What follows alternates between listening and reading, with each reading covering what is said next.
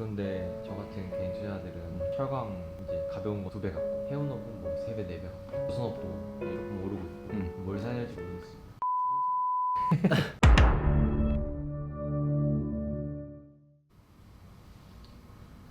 네, 안녕하세요. 언니 오늘은 어떤 거 주로 보였어요? 오늘? 네. 거의 쳐다만 봤어. 조선주 올라가는 거 구경만 하다가 남들 날아가는 거 구경만 하고 있지. 요즘에 그게 일상이잖아. 남들 다 날아가는 거 구경하고. 초강주 안 샀으면 어쩔 뻔했어.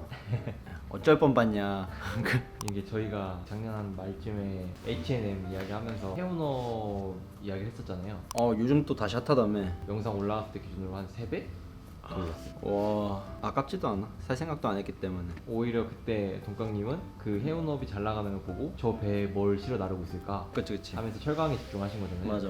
오케이, 거기까지 확인했어. 운임료 다 막 올라가는 거 봤어. 그래서 거기 안에 뭐 들어있는데 그치. 우리 이제 거기에 집중한 거잖아. 철강소 가격도 오르고, 근데 그 배경에는 중국이 탄소 저감을 계속 유도하니까 계속 공급을 계속 줄이려고 하잖아. 그래서 지금 철강주가 오르는 것도 있지만 기본적으로 이 수요에 대한 확신이 어느 정도 생겼잖아. 이 철강들이 다 어디로 갈까? 그럼 이제 또 생각하는 거지. 오케이, 조선 혹은 자동차? 사실 철강 제가 가장 많이 쓰이는 곳 중에 두 군데가 조선이랑 자동차니까. 네. 그럼 당연히 조선소에 발주가 많이 들어오고 있다라는 어느 정도 예상을 해볼 수 있겠지. 그게 뭐 지금 분기는 아니어도 아마 하반기에는 그런 막 호재성 무언가가 계속 나타날 수도 있다라는 예측을 해볼 수 있잖아. 그게 합리적인 추론인 거지. 그러니까 해운에서 우리가 철강주를 유치했고 지금 철강소 가격이 견고하니까 조선주도 유치해볼 수 있겠다라는 흐름까지 왔잖아. 근데 이제 철강주도 이제 어느 정도 코로나 이전보다 많이 올라왔고, 물론 이 사이클이 긴 사이클이라 그러면 훨씬 더 가겠지만 상대적으로 덜 오른 조선주들이 지금 계속 슈팅이 나오고 있으니까 조선주 자체는 되게 그렇게 비싸다라는 느낌은 아직 안 들거든. 그래서 경기민감주들이 지금 비싸다라고 생각하는 구간은 아닌 것 같고 가격이 중요한 시장인 것 같다 지금부터는. 사실 가격이 중요하다고 하면 그게 실적 대비 가격인 거잖아요. 그치.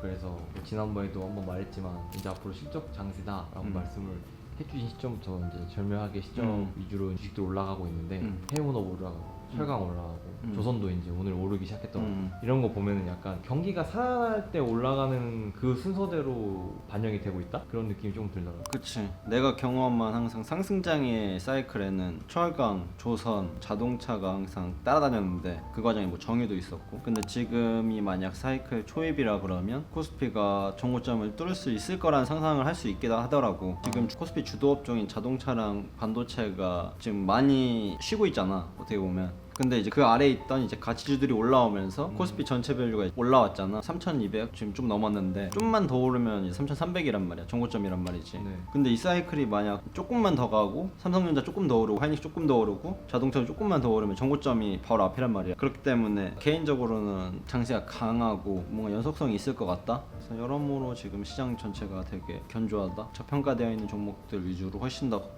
견고하다. 그런데 저 같은 개인 투자자들은 철강 이제 가벼운 거 2배 갖고 해운업은 뭐 3배, 4배 갖고 조선업도 이제 조금 오르고 있고 뭘 사야 될지 모르겠어요. 조선사? 그러면 조선업 얘기를 하셨는데 결국 그러면 또 저희가 해운업에서 철강을 유치한 것처럼 수많은 이제 원자재들이 배로 지금 실어져 날아가고 그럼 그게 다 뭔가 만들어진다는 거고 이게 어느 정도 수요가 있으니까 그렇게 생산을 하고 있는 거잖아요.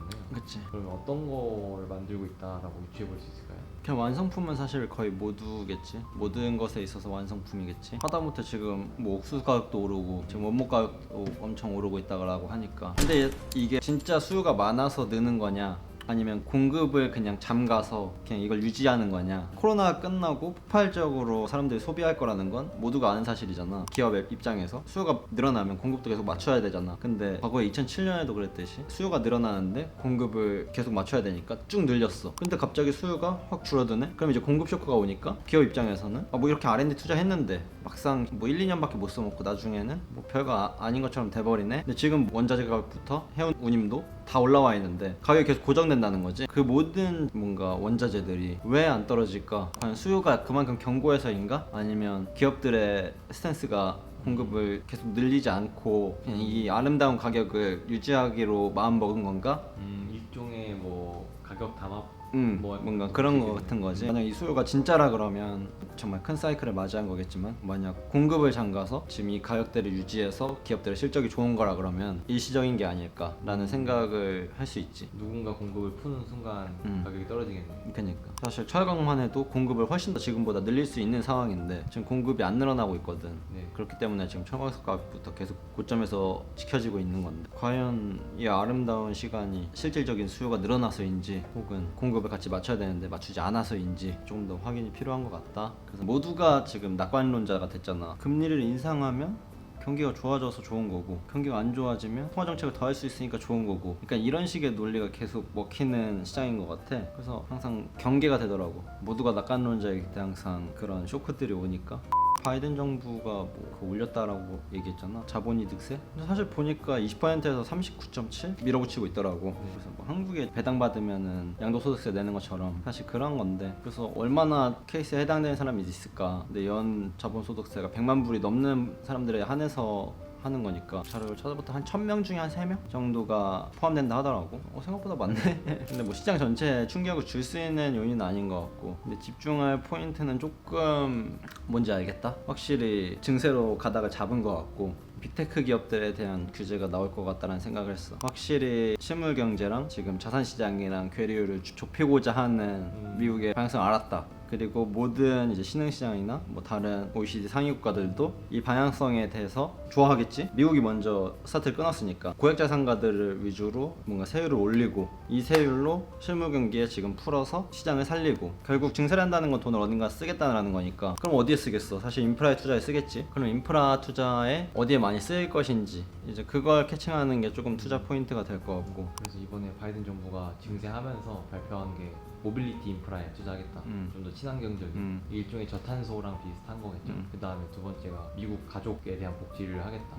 사회복지랑 아무래도 친환경 쪽으로 자리를 잡은 것 같네 미국 네, 쪽은. 맞아요. 그래서 아마 한국도 비슷한 스탠스로 가겠지. 그러면 어디가 첫 번째 타겟 대상이 될 거냐라고 생각을 해보면 뭐 소득계층이 높은 가게들 그리고 네이버라던가 카카오, 특히 카카오도 타겟층이 될 수 있을 것 같다. 지금 뭐 김범수 회장이 얼마 전에 블록딜 한 것도 어느 정도 맥락이 맞고 누가 봐도 내년에 미국 시장은 증세를 많이 이제 시작할 것 같고 테이퍼링을 시작할 거라는 걸 대부분 느끼잖아. 지금 고용 파이터가 됐는데 고용만 올라오면 바로 테이퍼링 시작하겠다라는 연준의 방향성이 보였기 때문에 고용 지표를 계속 팔로우하겠지 사람들이. 그러니까 연준 입에서 나오지 않아도 고용 지표가 올라오는 순간 시장은 내리막으로 나를 수도 있는 이제 그런 상황인데 빅테크 기업들은 분명히 그 과정에서 타겟될 수 있다. 왜냐면은 그 기업들이 돈을 조금 더 낸다 그래서 투자가 줄거나 소비가 줄거나 하진 않기 때문에 지금 시장에서 빨아들인 소득을 실무경제에 넣고 간극을 줄이는 이걸 원하는 게 아마 지금 모든 정부가 원하는 방향성인 것 같다. 그래서 확실한 건 정부가 주도하는 시대다. 지금 무역도 보호무역 체제로 많이 가고 있고 약간 큰 정부 시대라고 하지. 그러니까 정부가 왕인 시대가 되어가고 있는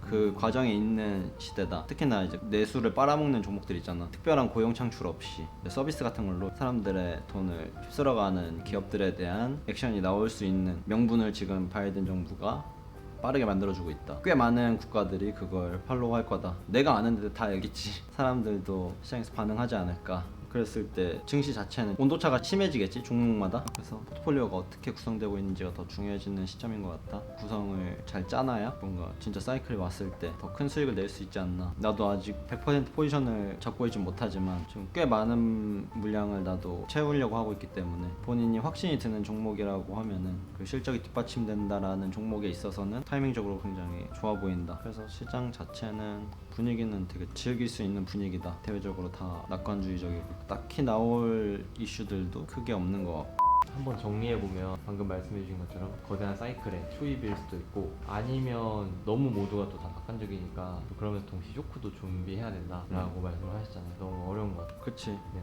왜냐면 예측할 수 없는 부분이니까 그치. 계속 팔로우업 할 수밖에 없는 거지. 많은 퍼즐들이 있는데 이걸 하나씩 맞춰보는 거지. 사실 정답은 없는 거야. 그냥 이렇게 많은 시나리오들을 가지고 가는 거지. 내가 만약 그때 시장이 쇼크가 온다라고 하면 포지션을 빨리 타고 나올 수 있는데 미리 생각을 해놨으니까. 근데 거기서 내가 뭐야 하고 이제 막 찾기 그래서야 시작하면 공부하는 이제 타이밍이 늦으니까 또 미리 너무 공부한 사람들한테 미쳐지겠네요. 훨씬 늦춰지지. 그런 거에 대해서 한번 상상해 보는 것 자체가 이 시장에서는 수익률을 가장 잘 지킬 수 있는 원동력이 아닐까. 알겠습니다. 어려운 장이지만 열심히 하셔서 수익 내는 모습 보여줬으면 좋겠네요. 아 3일 남았나? 지금 벌써 4월 26일인데 지금 한 4거래 남았거든. 내가 분발해볼게. 99만 원에서 조금 더 보여줄게. 여러분 그러면 증시가 사실 분위기는 좋은데 온도가 많이 이렇게 차이가 나니까 여러분들도 테마주를 막 이렇게 따라다니시기보다는 본인이 옳다고 믿는 종목, 실적이 확실하게 개선되는 종목들에 한번 어떤 게 좋을까 생각해 보시는 하루가 되셨으면 좋겠습니다. 저는 또 다음 영상에서 뵙겠습니다. 안녕.